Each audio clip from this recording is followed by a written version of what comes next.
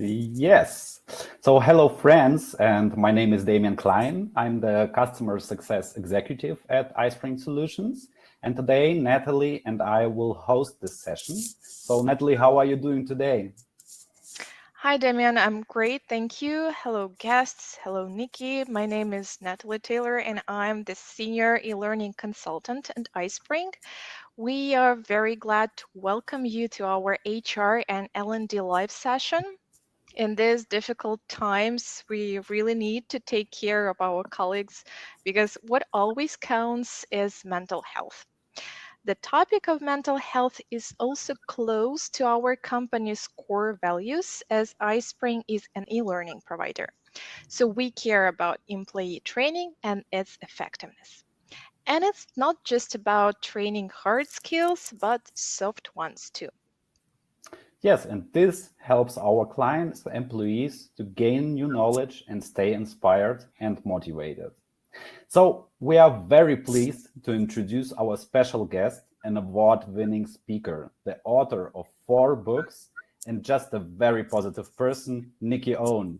Hello, Nikki, how are you? Hello, I'm fine. And how are you? Yes, I'm great too. Thank you very much. And by the way, Nikki is also the founder of the Healing Hub, a company that exists to reduce workplace stress, build resilience, and drive productivity. So, Nikki, thank you very much for coming. I would really like to introduce your company, the Healing Hub, but I think that you will do it much better than I could. Well, I think that the whole area of mental health, of stress, the people are very anxious. There's so much going on for people to deal with, and there has been so much going on for people to deal with that stress and mental issues are becoming so widespread now.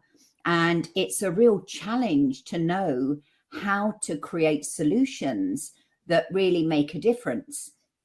So 2 years ago, I work with a team where we brought 30, 40 years of expertise into a app-based product solution that reduces workplace stress and helps people to access a feeling of being just more at ease with themselves and more at peace with how things are, and really able to find a way of managing their emotions so they can navigate through this journey of life with greater grace and ease. So that's what we do, and we exist to help people. So we're passionate about really making a difference.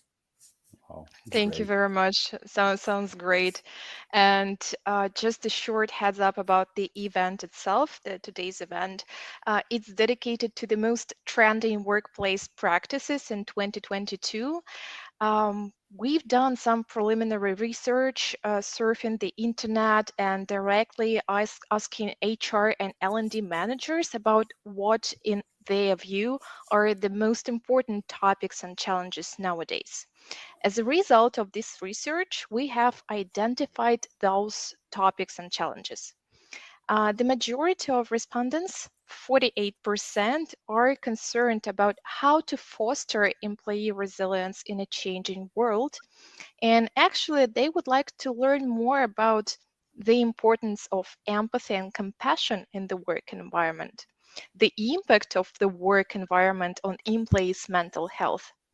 They are also curious about who is responsible for employees' mental health, the employer or the employee, and how to avoid employee burnout.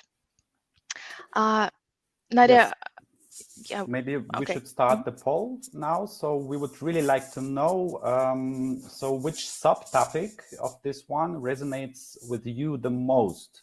So currently to this time. Nadia, could you please start the poll? Yes, thank you very much. So you can now see the poll and give an answer in the chat. Yeah. Okay.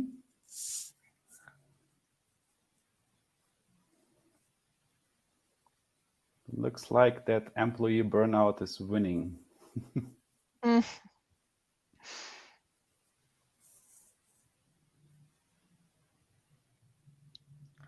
Okay. Yes, 74% of the audience. 79. Okay, we nearly have the winner.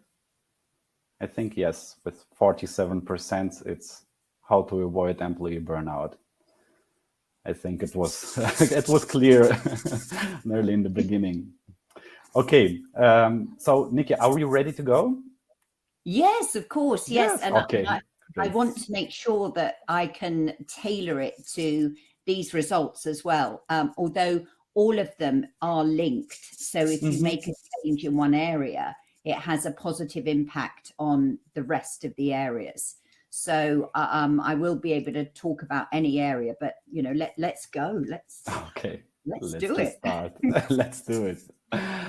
So yes, I think let's first of all define what empathy and compassion are. So empathy is an ability to understand the feelings of another, while compassion is more about the ability to relate yourself to someone's feelings or situation and desire to help them. So first we talked a lot about empathy, and then compassion joined the chat. So what is actually the difference between these two concepts? So should they always come together, and can some people express just empathy and just compassion? So what do you think? So from my perspective, I think that the difference between empathy and compassion is empathy is a very head-based, logical understanding of where the other person's at, and compassion comes from the heart. And you can learn empathy, but the only way to really access compassion, which you cannot fake, is to really clear away the obscurations, the old unprocessed emotions that many human beings tend to build up over the years. So if we haven't expressed negative emotions from our past, if we're holding those in our body, then it creates a hardening of our heart, and our heart becomes disconnected from being able to truly connect to compassion. So for me, it's a matter of a head and heart perspective. And I truly believe that, in the past, many organizations have tried to make everything, very easy to learn, easy to teach. So empathy can be taught relatively simply with different processes. And so it's easy to go through those processes, but to really connect with an individual so that they feel this deep appreciation for, from you, and they feel this kind of, they feel bathed in an energy of real understanding. That is something that can only be achieved by clearing the old unprocessed emotions that stop us from being able to do that consistently all of the time. Mm-hmm. So, and what is the link between compassion and resilience? The link between compassion and resilience, I think, is really interesting, because a lot of people have a perception that resilience is a bit like mental toughness, and that you've got to toughen up and you've got to be strong. And if I could just give you an analogy, imagine that we have a concrete ball, and a concrete ball is so tough that, you can't penetrate it. Nothing will get through to this concrete ball. But if you take it up to a great height and you drop that ball, it will smash. And if you, on the other perspective, you take a round, soft foam ball, You can have that foam ball being run over by an articulated truck and it'll squash it, but then it'll bounce back. So I think that the more we soften our hearts, the more we allow our vulnerability to come up, the more we stop erecting these walls of protection around us, and the more we stop putting on our best face or playing a role with people, the more we can connect to the heart. And this softness is actually our greatest power. It gives us, our compassion becomes the only way to achieve true resilience. Mm-hmm. Wow, That's interesting, but I'm sure that some people tend to think that being soft makes us weaker. Yes, a lot. And I think that when you look, particularly with men, I've worked with thousands of people one-to-one over the years. And often, you know, men have gone through conditioning as little boys where perhaps, you know, they might have fallen over and cried as little boys, and their dad, who loves them, might say, "Come on, son, big boys don't cry." So there's almost like there's a level of, oh no, we don't want emotions appearing in the workplace. The issue is not that emotions in of themselves are a problem. It's that if we have pushed down our emotions over the years and suddenly all of that emotion gets triggered in the workplace and it triggers an overreaction, that is really problematic. But actually, when we can be in our softness, and when I look at a lot of females that work in the workplace, especially in a male-dominated industry, women often try to almost hide their softness because you know they strive to think and be stronger than most men. So there's become almost like an artificiality about who we are. And I think that within everyone, regardless of our gender, we have within us a masculine energy that gives us the ability to get the job done. And we also have our feminine energy that allows us to really connect with others at a heart level. And when those two energies can come into balance within ourselves, that gives us a real strength because we're in balance. And that's when we can operate from a place of power. So being vulnerable is actually being incredibly strong because you don't show your vulnerability unless you feel safe that it's okay for you to do that. It's a great skill to keep this balance. Well, it definitely is, because we're not just dealing with what's going on in the current workplace environment. And this is where many organizations screw up because they think that everything to do with people's mental health is what's going on right now. So they try to address the changes at what's going on right now. But the issue for the majority of people is that the emotional buildup, all those pent up emotions that have not been expressed over the years, creates a tightness, a tension, and people have become like concrete balls. And then one day they just explode, they burn out because they just can't take it anymore. So unless people are really prepared to work with the emotions that they feel, they're never going to bring their A game to work. Yeah, totally agree with you. And Nikki, the majority of our respondents, they would like to learn more about the importance of empathy and compassion in the workplace. Actually, this combination of words, empathy and compassion at the workplace, has become really popular since the pandemic started. And it seems it's never been so crucial. So why is that so? Was it not so important before the pandemic? I think that when we go through trauma, and for many people all over the world, the pandemic was traumatic. It changed behavior overnight. Everybody had to change the way they were living, working, interacting with people. Everything changed.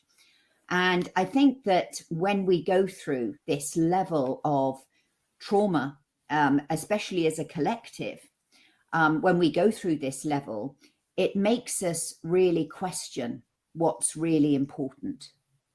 And I think that when we question what's really important, we start to recognize that we no longer want to work in an environment that just doesn't give us a satisfaction or isn't nourishing for us.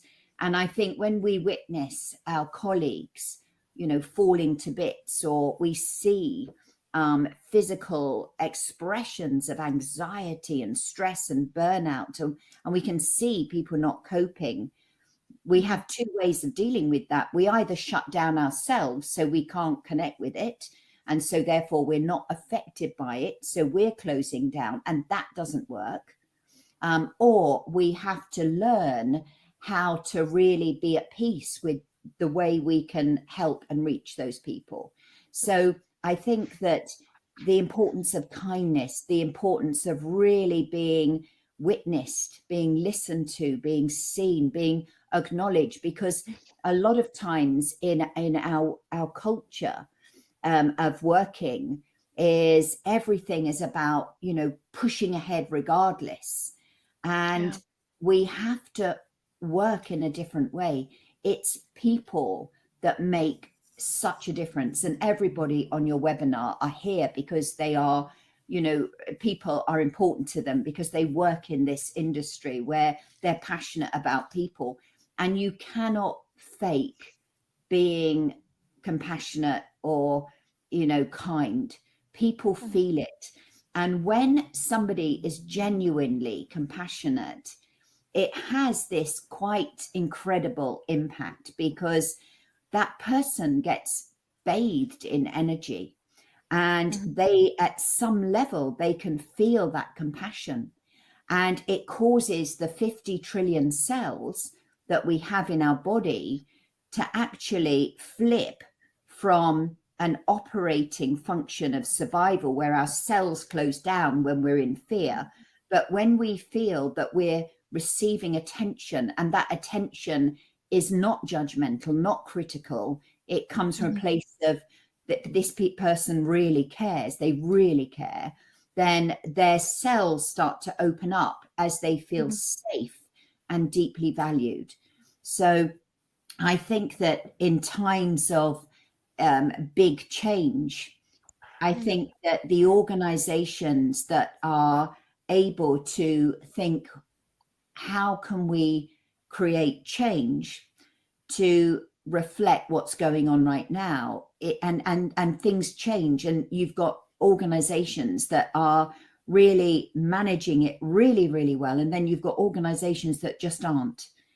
And I think that we have to work in a different way. We can't just be these robotic analysts anymore. We have to come from a heart perspective. We have to be much more heart-centric in all our communications, to really recognize that when people say to you, "I'm fine," that's often a big lie. They're not. So that ability to really pick up on what's going on underneath the surface and just listen. Listening is such a powerful thing. It's really important. Yeah, not just hearing, but listening. Yeah, Listen, of course. there is a difference. Yeah, a huge difference, I would say. I would say so, yeah. Nikki, and what about resilience? Why is it so important to our mental health as well?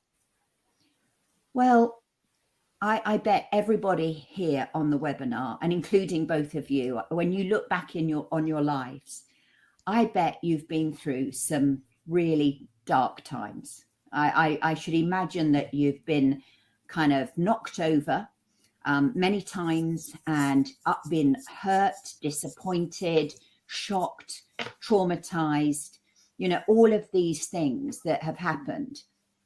And actually, it's everything that we go through gives us the opportunity to experience a higher, better version of ourselves. And when we experience that higher, better version of ourselves, we become expanded.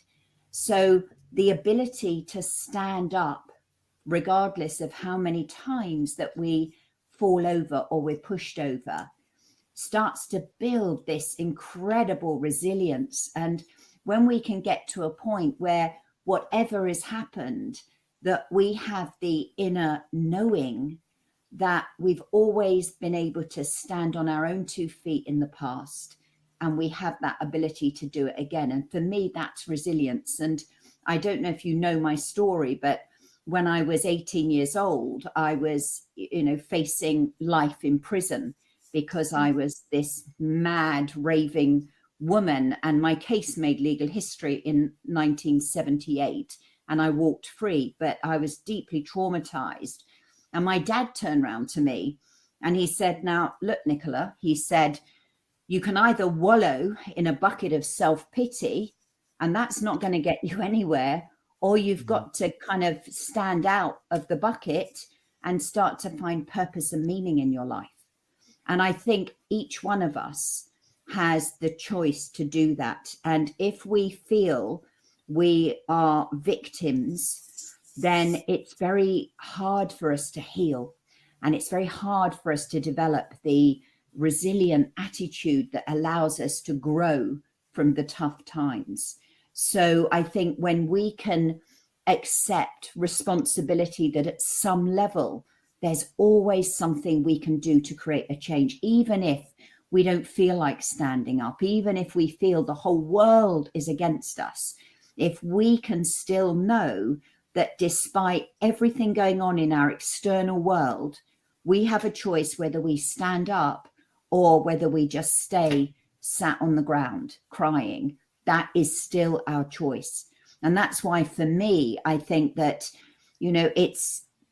I think it's really important that organizations, do what they can to support mental health. But the challenge is that it's got to become a daily practice for people. We have to learn how to deal with it ourselves, because life is never, ever going to be easy and plain sailing. There's always going to be something happens. And then just when we've dealt with that, when we least expect it, something else comes in and something else comes in. And that is the journey of life. So at some point, we have to accept either we've got to learn how to be good at standing up, or we might as well just give up and not bother and become victims. And then that's really tough. So that's kind of my perspective. Yeah. Well, it's so important that you have someone like on your side who tells you, come on, you have to get up. It does not bring you further. So I really think great words. The person that you need to have on your team is you. You need yourself on your own team. But what happens is we have this little gremlin, we have this little kind of like gremlin that just kind of says, you can't do that. You're useless. You're not very clever. You'll never amount to anything. And so this voice, which is, put into us because of what we've experienced. Well, I've never done it before. I won't do it now. The fact is, we have to learn how to be kind to ourselves. We have to be compassionate to ourselves, because if we don't love and accept ourselves for who we truly are, how can we expect to be able to love and accept anyone else? And then, of course, if you've got supportive partners, a supportive manager, supportive colleagues, of course, that's fantastic. But if you say, I can only be resilient if I've got the support, then you're always a victim. Because what happens one day if you don't have that support? Are you going to crumble? that support has to be built from within, from a place of empowerment. And that means you have to learn how to tame those pesky little gremlins. Do you like my gremlin? It's great. Great. He doesn't look very scary though, does he? He looks kind of cute. Yeah. Okay. So, Nikki, demonstrating and accepting empathy and compassion are key parts of the emotional intelligence of both parts. So, of both parties. I mean, those who demonstrate and those who accept. But why is it so important nowadays? Has the pandemic forced us to become more human?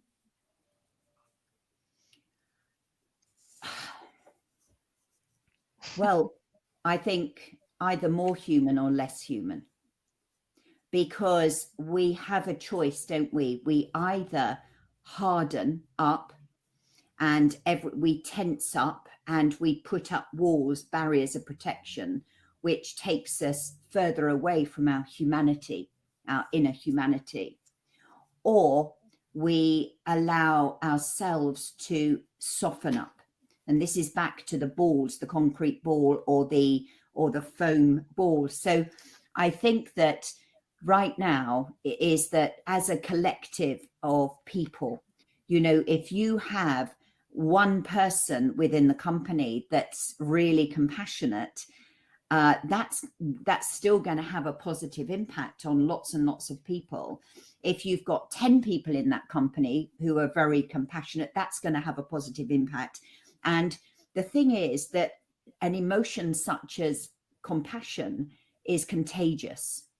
And, you know, because when you look at the vibration of compassion, you know, when somebody disapproves of you, they may not say, I disapprove of you, or, you know, you're not doing a good job. They might just feel it and think it. But you can tell, can't you, when somebody doesn't like you or there's something off in the conversation. And that's because as people, we're constantly picking up the energy that the other person is, not even knowing that they're doing, but we're constantly interacting energetically with everyone we meet. And I always found this a very exciting subject, the fact that, you know, when somebody is very critical of us, it feels very different. I become very closed. I become tongue-tied. I feel awkward. I feel less intelligent. I can't express myself that well. But when somebody's really with me and feeling compassionate or is interested, I become more intelligent. I become more open, more expansive. You get the better version of me if you're seeing me through the eyes of compassion and understanding and acceptance. So I think that right now, you know, the challenge is that most people, you know, something like 4 out of 5 people in the workplace are currently experiencing a lot of stress. And when we're stressed, we become much more selfish, because we can, you know, it's hard for us to deal with ourselves, let alone care about our colleagues. We're so caught up in our own drama that we don't realize that we're actually becoming a drain for other people. So it's only when we can change how we feel can we start to positively impact energetically on those around us. And that's why that compassion can have such a huge impact on culture. It can have such a huge impact on performance, cognitive function, expression, connectivity. There's so many things, and yet it's not something we would have been talking about 2 years ago. Compassion in the workplace, very, very rare thing to talk about. But now here we are talking about compassion in the workplace. I see. Well, And I've learned that I've learned that lesson that when we are stressed, we become more selfish. And then I just was thinking, well, maybe that's why I'm so selfish because I'm constantly stressed. Yes. But So wouldn't it be great if you could find a way to alleviate that stress? Because then the reason we become more selfish is that all our cells close down. So there's little receptors that we have on every cell in our body. And as soon as the receptors sense that we're releasing cortisol and adrenaline, which are the hormones we release from the adrenals when we're stressed, then the receptors close the cell down and the cell goes into lockdown. And when you're in lockdown, you're locked in. You can't, no one else can come in and you can't go out. You're locked in. And that's what, if you've got that going on at a cellular level, your mindset is closed and you will be more selfish. So the only way you can change that with ease, you can't buck the trend. You have to change the cellular function, open the cells up, and suddenly everything becomes more expansive and you become more selfless. yeah, that makes sense. Yes. Damian? Yes, I think, by the way, I believe that showing and accepting empathy and compassion are different things. So one may know how to express and maybe accept empathy, while the other is just like not able to accept it. So like doesn't know how to do it. So is that true? How do you think? So I just want to clarify your question. So are you saying that for some people, they find it easy to be compassionate with others, but they struggle with accepting compassion from other people? Yes. Yeah. Well, I think that's really interesting because I think that's true for lots and lots and lots of people, because we, and particularly with people that work in HR. And so I meet a lot of people where people come to them to discuss their problems. And the individual doesn't help them with their problems. They actually take on their problem and carry it.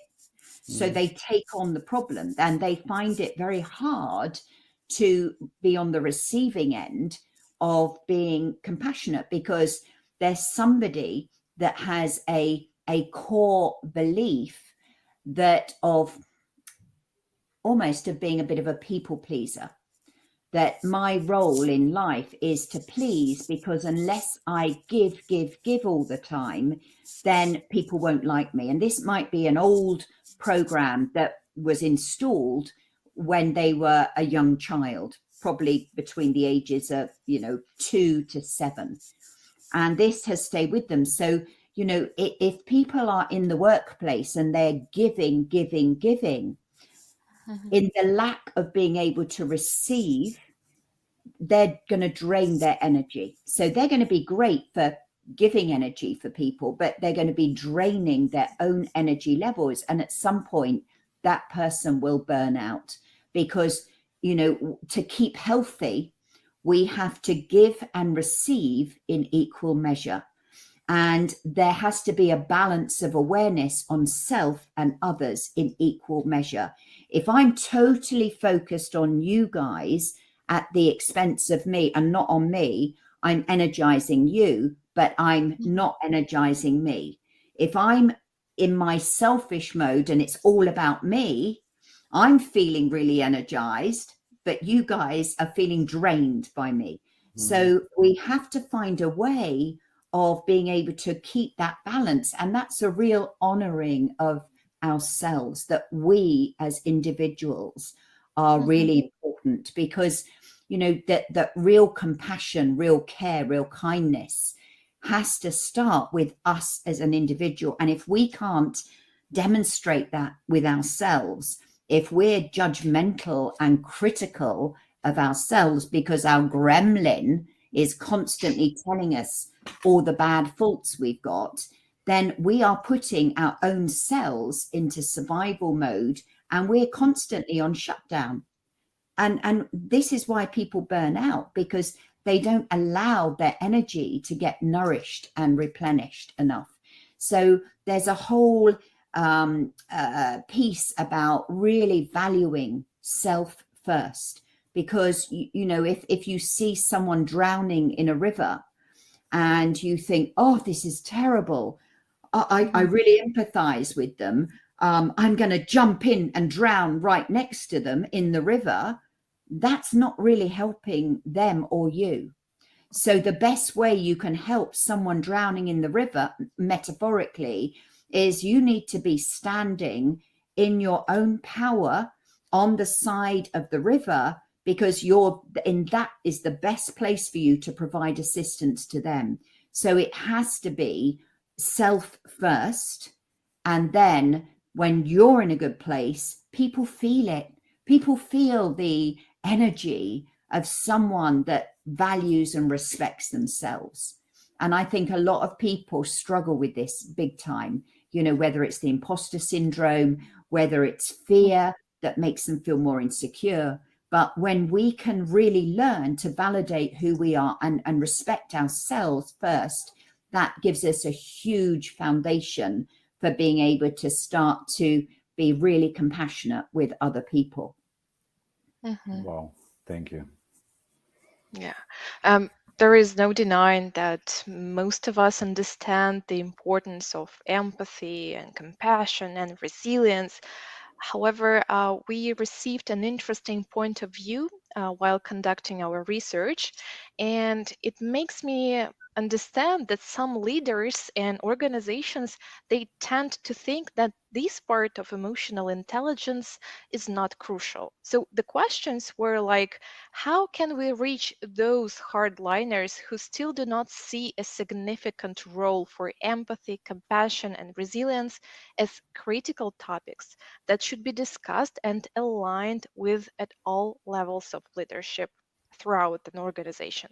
And how do we reach those who continue to barrel forward, returning to the old normal and in denial that there is no going back?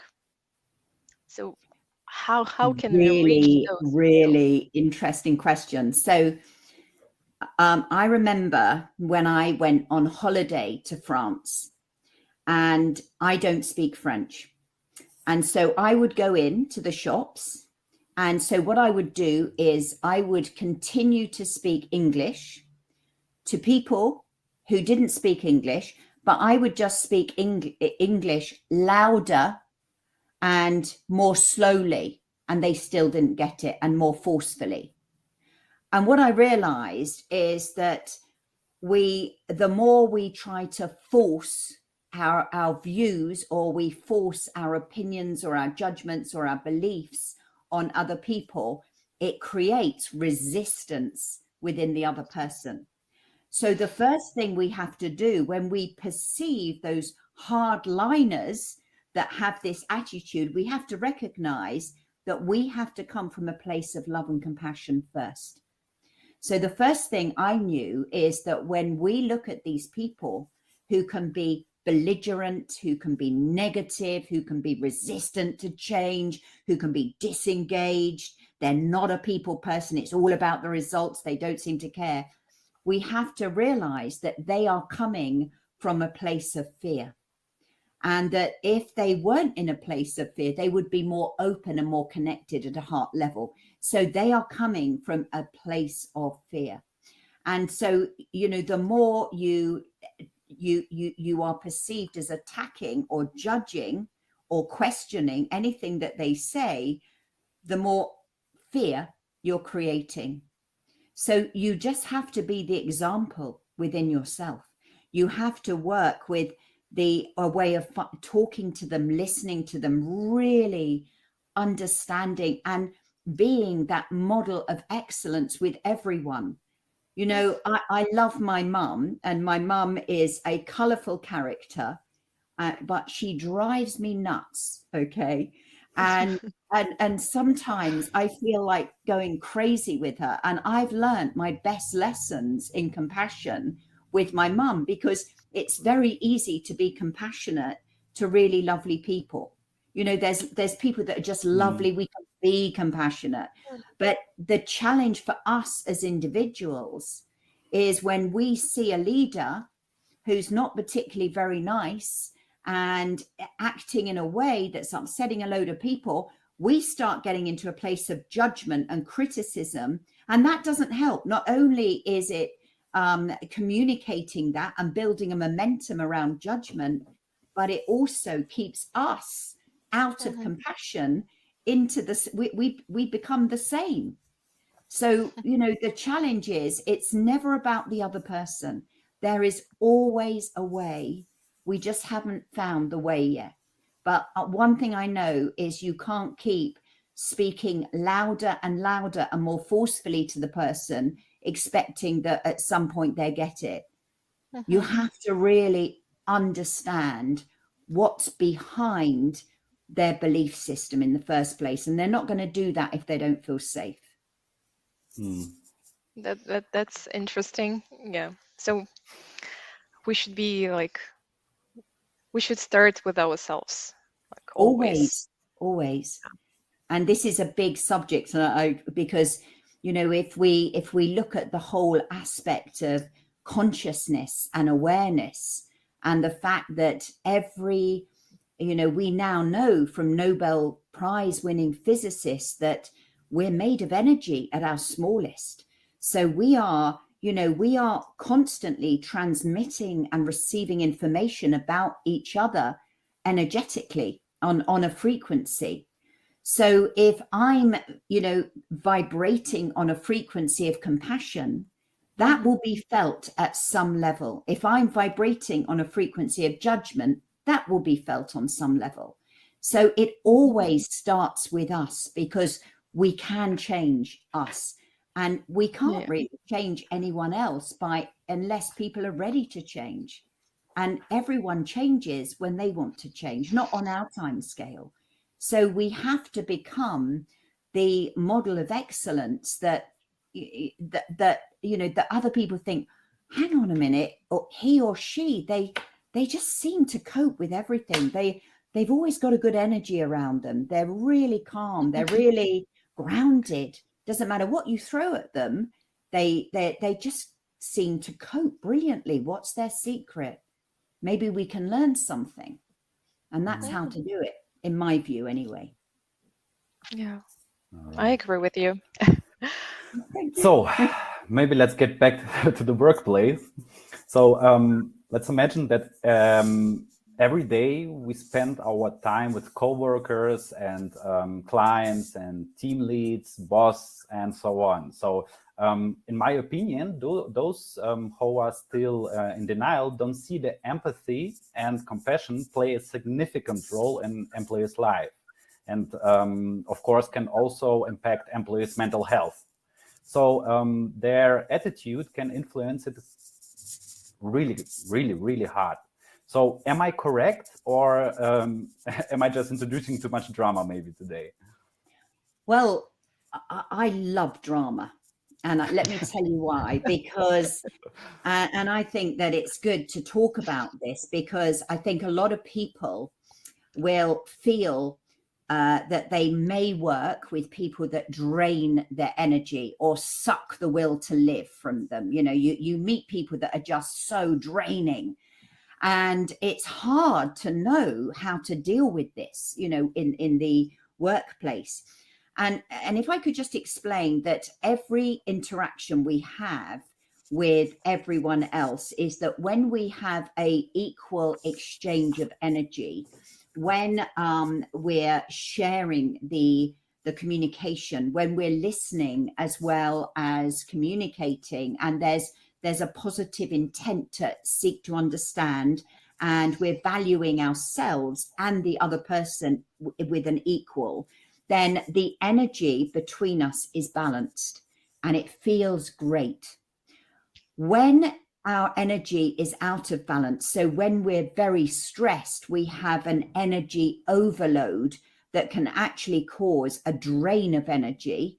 All our energy goes unbalanced, or we can feel that our energy, somebody is dominating the conversation and our energy is being drained. Then we have a strategy that tries to steal or control the energy of the interaction. And there are four main, what I call control dramas. And I don't know if your viewers have read the book by James Redfield, The Celestine Prophecy. It's an incredible book. And he introduces the whole concept of control dramas. And we have four main ways that we try to steal the other person's energy. And the first one is we do it through intimidation. So we might, speak more loudly. We might use our power to intimidate the person so we feel more powerful. And when we feel more powerful, we feel more energized. So it's intimidation. And the second drama is where we might play the victim, the poor me. So instead of taking responsibility, we'll cry or we'll feel hopeless or powerless. And usually you find that somebody that is an intimidator will create a victim often in their, that it's a combination that often goes together. The third control drama is when we interrogate. So we're trying to, I remember when my daughter was doing her exams and I kept saying to her, have you done your homework? Have you done your studies? Have you done this? What have you done? And it was suffocating for her. She just went more and more withdrawn, but interrogating all the time. And then the fourth drama is aloof, where we withdraw and we shut the door of our cave and we just refuse to play. So these dramas are indications that there is an imbalance in the energy between both of us.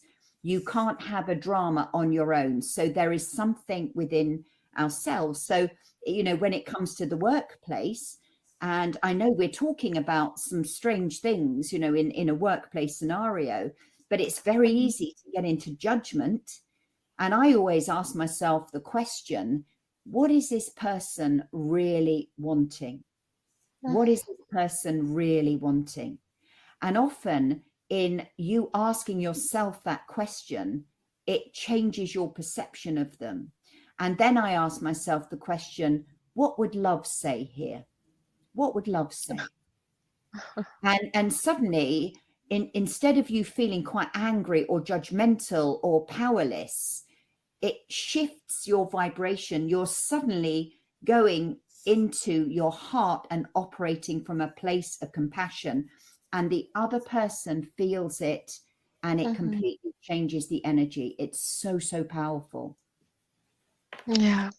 So everything is on the level of energy to live. Yeah.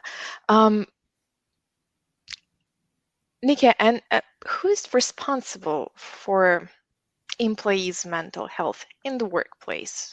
The employer or the employee? So as for me, as an employee, I feel responsible for my physical and mental health. So let's say I've caught a cold and it's my responsibility to visit a doctor. Let's say I'm stressed and it's my responsibility to deal with it. I don't know, visit a psychiatrist or arrange a day of relaxation for myself at a spa or something like that. However, as an employee, I want to be sure that my employer is also ready to support me and the employer cares about me. So what is your vision on that? Yeah, interesting. So I think that it's important as an employer to have a duty of care, because we're dealing with people, and people have mental health challenges right now, many, and it's affecting all aspects of their life, including how they are at work. And it's not just affecting them as individuals, it's affecting the people that they're working with. But I believe that ultimately you can, have you heard that old metaphor, which is, I think it's a Chinese kind of metaphor thing that says you can give a man a fish and feed him for a day, or you can teach him how to fish and feed him for a lifetime. Yeah. And I think it's a bit like, you know, wouldn't it be wonderful if we could help and support employees to learn how to practice daily self-care in a way that was so intuitive and instinctive that it was like, you know, you don't think about cleaning, you don't expect your company to send you reminders when to clean your teeth. You just do it, don't you? You know, and you don't even write it in your calendar or your schedules. You just clean your teeth twice a day.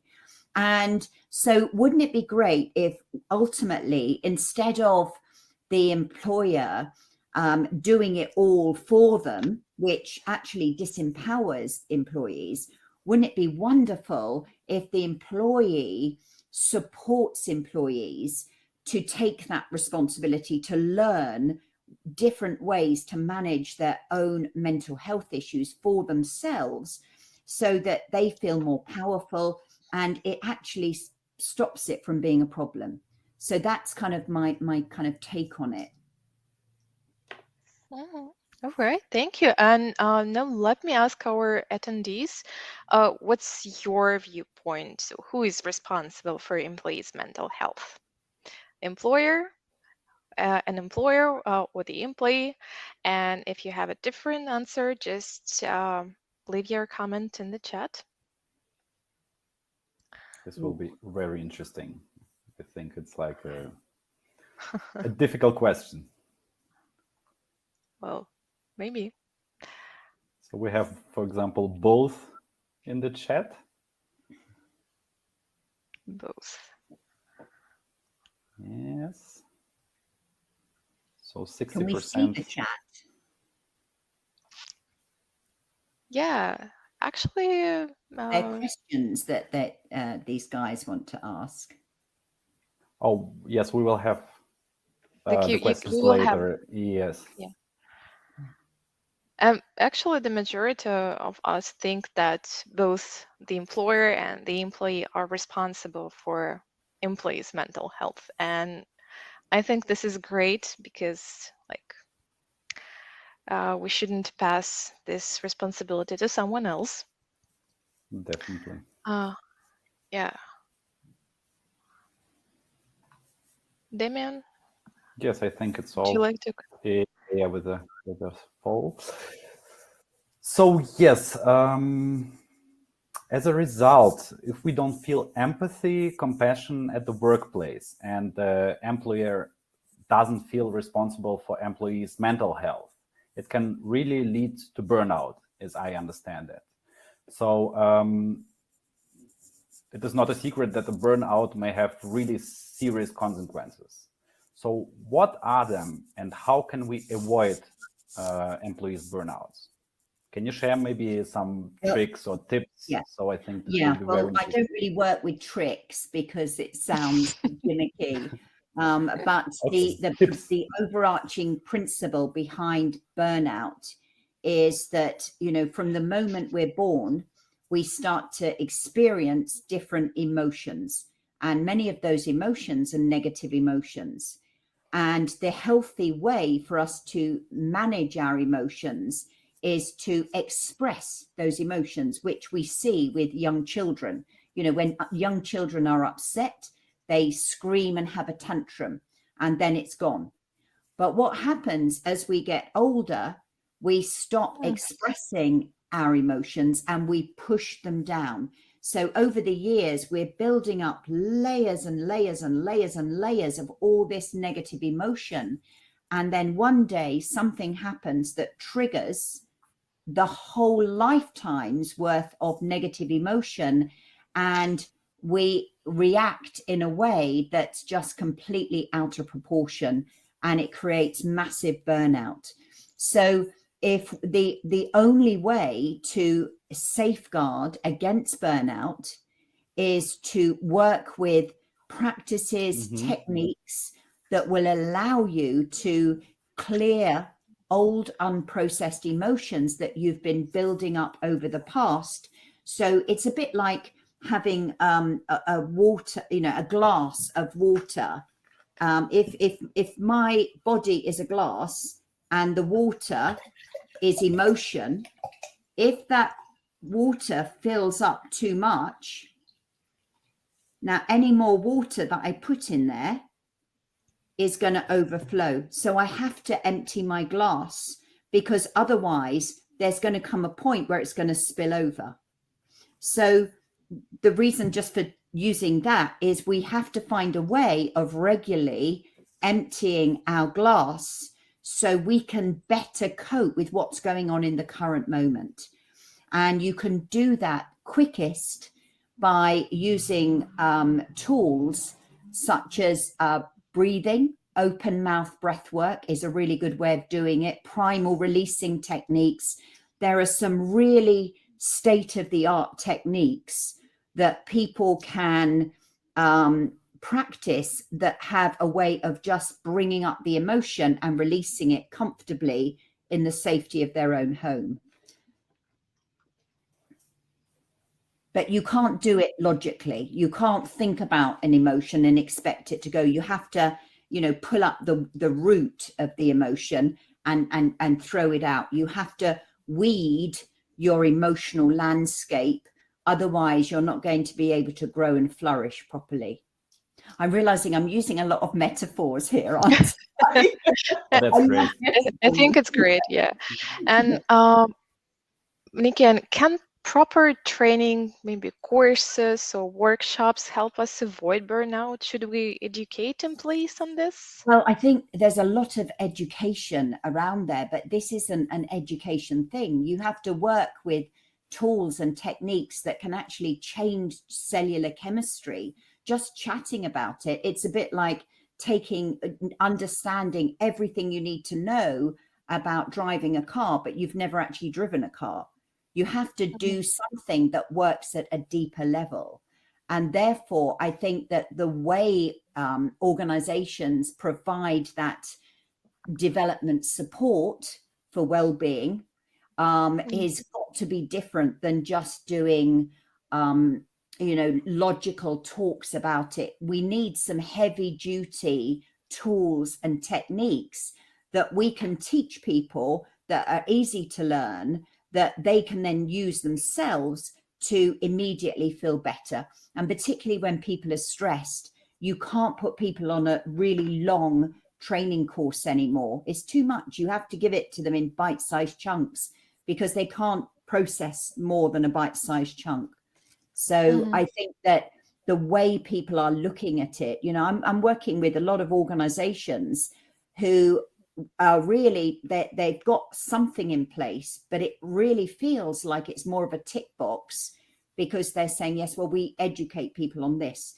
It's more than educate. You have to actually show them how to do that processing of old emotion and how to change the neurocircuits that often when we've been stressed, anxious, burnt out for a long period, we have created and informed the neural circuitry of the brain. So we can't help but think negatively. So you have to change the neural circuits of the brain, but there is technology out there that does that now. You have to change cellular function. You have to shift the energy. You have to bring yourself back in balance. So these are challenging times, and the same old just doesn't cut it anymore. It's time old. So basically, what can the employer do? They can direct employees, like to the right, to choose the right way, how to avoid burnout, how to learn empathy and compassion. They can just direct them, choose the right direction. I think that we're all different. So what will work well for one person won't work for another person. So everyone's individual. But I think that from an employer's point of view, the employer has to be prepared to step out of their same old thinking and embrace different ways of dealing with this. And that might seem risky because they haven't worked like that before. But I think the more brave that the employer can be with trialing things, I think you'll then get this, or foster this environment of, oh, this is interesting, you know, this really works, or no, this doesn't work anymore, or let's ask the employees what works for you. Let's trial lots of things. Let's consciously collaborate together to find what we want as a company together. Because I think if it's the employer deciding what the employee should have, it's never going to work. Yeah. Getting back to resilience, how can employees develop more of it? Like any painless way? The quickest way is just to start to help people express old unprocessed emotions that they've been holding in their body. And I mean, of course, I know that we can do that. So, you know, but, you know, we've studied this. This isn't just a theoretical training you can do for people. To really make a difference in resilience, you have to clear away the negative emotions that are holding people too heavy. And that's the quickest way to improve their resilience. It's something that when people feel more confident, lighter, more grounded, they are more resilient. Yeah. Now I would like to ask the audience. So, do you have experience of being a part of this kind of training, either an instructor or as an attendee? So maybe you have conducted this kind of training, or you have attended this kind of training, or maybe none of this. Can you please respond?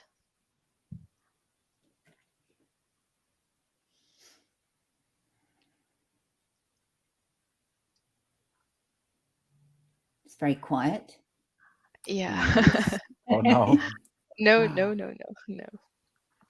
Yeah, we have two answers, no. And the chat. It won't let us select both. Really? No, I see the answers. Oh, I think it works. Yeah. Yeah, 67% for no. I cannot select 33. no.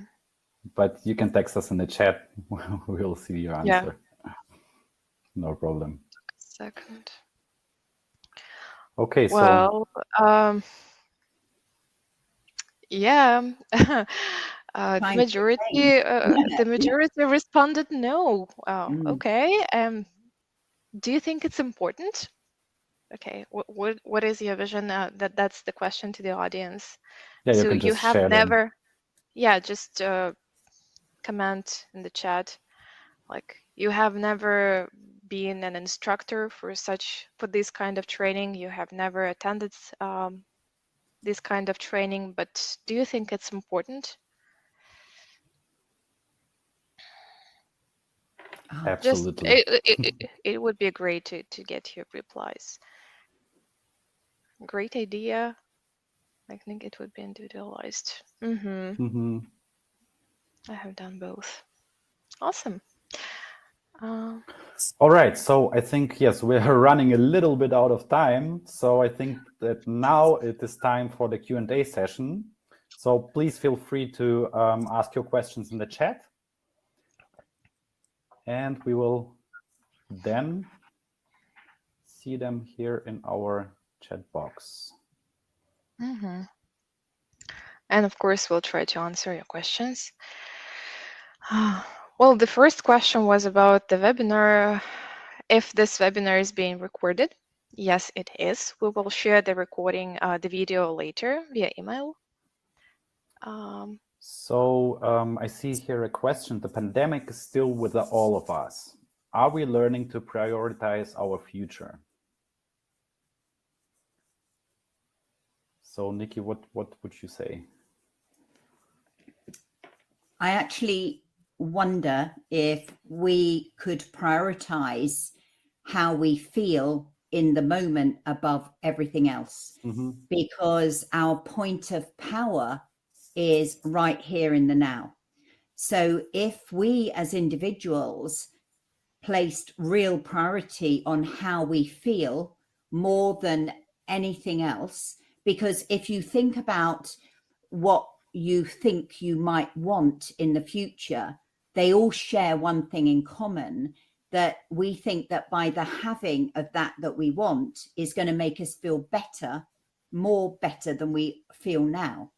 So if we can prioritize feeling good, and we start the day and we work on how we feel and make it a conscious daily practice, then we will create a flow that will create much better results for us.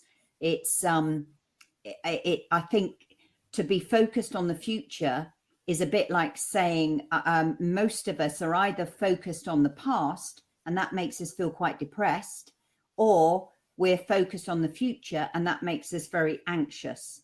So if we focus on how we feel right now in this moment, then we suddenly reclaim our power and it becomes a practice. It's like, you know, I'm going to see the dentist in 6 months' time, but if I don't clean my teeth now every day, then I'm going to have a problem at the dentist. So I wouldn't say it's about the future. I think it's about right now. What can we do ourselves right now? All right. Thank you, Thank Katie. you very much. All right. Natalie, do you see any other questions? One more question. Can we share the link to the recording on our LinkedIn page? This was absolutely fantastic, and I think all employees and employers should hear this message. We will share this video absolutely on LinkedIn and on YouTube, so no worries about that. Well, I can see no questions, but a lot of feedback that the session has been great. Has been really great. Yeah. And of course, thank you for all of you who came today. And Nikki, thank you very much for your answers. Pleasure. It was very interesting. I always like to have to think about your words and couldn't really concentrate on our webinar. You did a great job, guys. Thank you. And it's so lovely to see the great feedback. Thank you so much. That's really nice. Thank you, Jonathan. Great. Thank you. Great. So yes, and dear audience, maybe a quick note, if you would like to start working on online courses, like, for example, these we have talked about today, to train your employees, or on both, like on hard and soft skills online, and to automate the entire training. So you can feel free just to contact Natalie or me regarding, for example, our iSpring authoring tool and the learning management system. So like, just shoot us a message and we will be happy to discuss this opportunity with you. Yes, and here in the chat, you can see also the contact details of Nikki and, of course, Natalie and me. Yeah, Nikki, maybe you would like to add something about the Healing Hub, just some words. Yes, so really happy if anyone wants to find out what I do, my life's work, and give you a demo of it. Always happy. It's a passion of mine. So you know, if you just fancy a chat and just finding out more, always, you know, always, of course I am. I'm always happy to share. And it might be for you, it might not be for you, but either way, it'll be different, and it works. But thank you so much, guys, for the opportunity and the great questions. Is it okay it's for been you very if I share your LinkedIn account here in the chat? Yeah, that's okay fine. Yeah. Okay, yeah. Great. So that everybody can find you on LinkedIn. Follow you. Yeah. Then. Okay, then. Thank you so much, Nikki. Thank you, everyone. It's been great. Yeah. And wishing you to have a nice rest of your day, Nikki, and everyone. Thank you. Thank you, Nikki. Take care, guys. Have a great rest of the day. Bye-bye. Bye-bye. Cheers. Bye-bye. Bye.